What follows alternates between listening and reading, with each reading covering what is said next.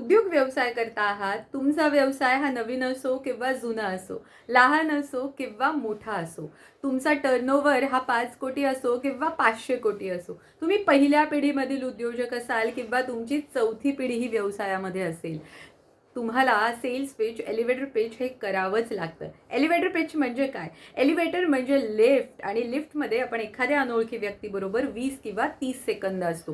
मग या 20-30 सेकंदामध्ये तुम्ही तुमच्याबद्दल, तुमच्या सेवा आणि उत्पादनाबद्दल असं काही बोलता, की समोरच्या अनोळखी व्यक्तीला 20-30 सेकंदामध्ये तुमच्या सेवेमध्ये, तुमच्या उत्पादनामध्ये कुतूहलता निर्माण व्हायला लागते. यालाच म्हणायचं एलिव्हेटर पिच. पिच हे थोडक्यात असतं, मुद्देसूद असतं आणि प्रभावी असतं. भाषण म्हणजे स्पीच.